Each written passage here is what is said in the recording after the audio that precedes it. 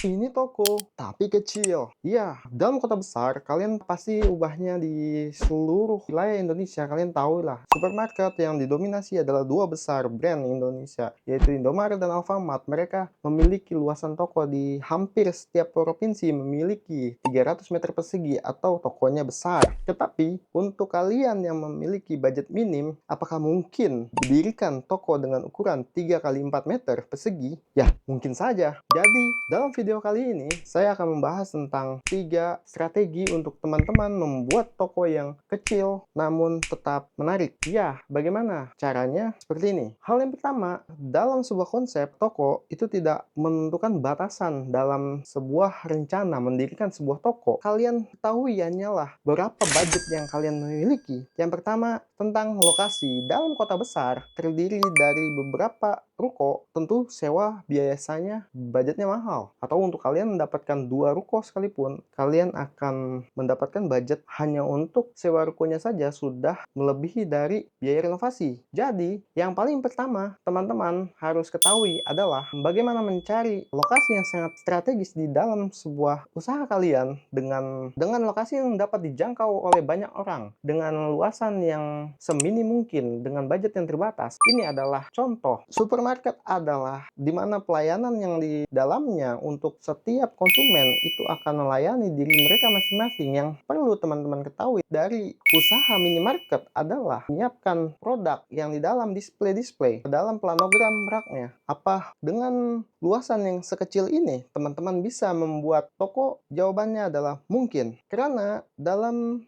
perjalanannya saya membuat toko atau teman-teman ingin membuat toko, yang harus teman-teman pahami adalah kebutuhan konsumen, kebutuhan dasarnya. Jualah produk-produk yang dibutuhkan oleh konsumen seperti kebutuhan sehari-hari, yaitu adalah sabun mandi dan roti. Juga ada minuman yang di dalam freezer atau cooler yang kalian jual. Itu tidak lepas target dari konsumen untuk belanja di dalam toko kalian. Belum tentu tokonya besar dengan isinya ramai, itu mungkin akan lebih banyak dalam produknya, tapi yang dibutuhkan adalah bagaimana kalian membuat toko konveni yang sangat kecil menjadi sebuah keuntungan. Dari segi lokasi, kalian bisa mendapatkan cari yang budgetnya yang paling minim, dan kalian mendapatkan luasan yang seperti 3 kali 4. Yang kalian butuhkan hanyalah adalah dari segi konsep. Pertama, utamakan dari faktor keamanannya terlebih dahulu, yaitu adalah folding kit. Lalu setelah itu apa? Posisi gambarannya adalah sebuah ruangan yang terekspos dengan ukuran 3 kali 4 dengan ketinggian ceiling minimal di angka 3 meter atau di 280 minimal. Untuk kalian memasukkan back wall di dalamnya seperti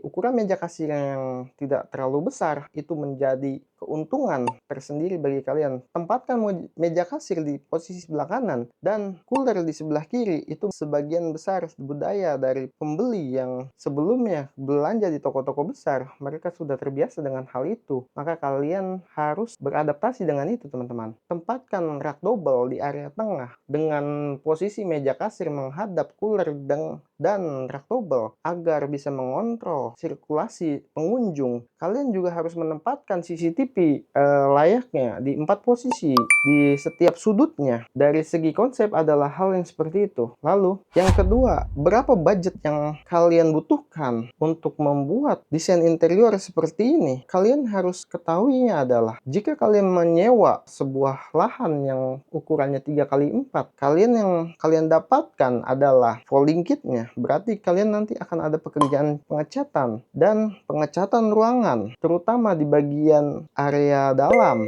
Dekorasinya hanyalah untuk efisiensi budget yang terbatas. Kalian bisa menggunakan cat putih atau cat yang warna-warna cerah, teman-teman. Jangan lupa untuk dekorasinya seperti akan lebih menarik kalau teman-teman menempatkan stiker di bagian belakang atau di bagian belakang area ruangan ya. Di sisi kiri, terlepas dari sebuah konsep cooler, kalian bisa tempatkan 2 pintu cooler, lalu disusul dengan rak single. Di area belakang kalian bisa bisa tempatkan rak single, dan di sisi kanan meja kasir di area tengah adalah rak double. Di bagian ceiling atau plafon, kalian bisa expose atau tidak usah menggunakan plafon jika memang kondisinya tidak di terplafon ya teman-teman, karena ini sangat efisien. Lalu penerangannya bagaimana? Penerangannya cukup 2 lampu TL atau lampu yang lebih terang, karena kalian akan bersaing dengan minimarket yang lebih besar, maka kalian akan head to head looks-nya. Usahakan di bagian teras depan itu kalian bisa menempatkan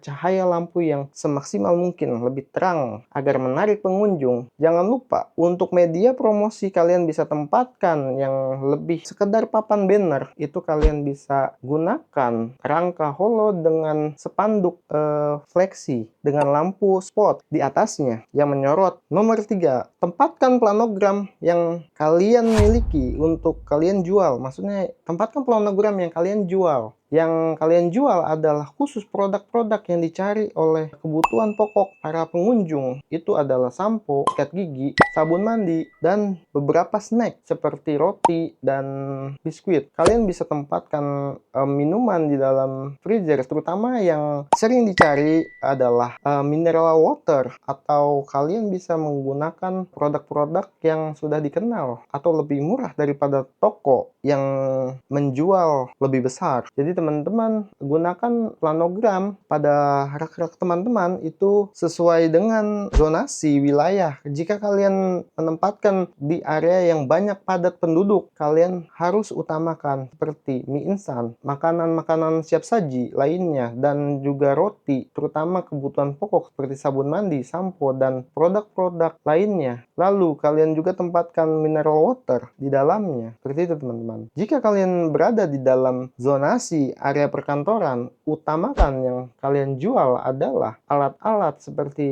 pulpen dan ATK lainnya. Seperti itu teman-teman. Nomor 4, setelah kalian mengetahui langkah-langkah ketiga sebelumnya, yang kalian harus lakukan yang keempat adalah kalian coba promosikan toko kalian melalui Instagram atau WhatsApp kalian miliki, dan juga kalian harus tebarkan brosur di jalan-jalan di area kompleks area toko yang kalian buka. Seperti itu teman-teman. Karena untuk positioning toko kalian adalah sebuah toko supermarket yang identiknya adalah pelanggan yang mencari produk lalu membayar di kasir. Kalian juga harus memiliki sebuah scan barcode yang lebih efektif dan efisien sih bagi mana nantinya. Seperti itu teman-teman. Saya rasa cukup tonton video toko yang ini ya teman-teman. Dan sebelum kalian tonton, kalian subscribe dan like-nya ya. See you sampai next video. Saya Bang Mor, arsitek online toko kalian. Sampai jumpa di video-video selanjutnya. Bye-bye.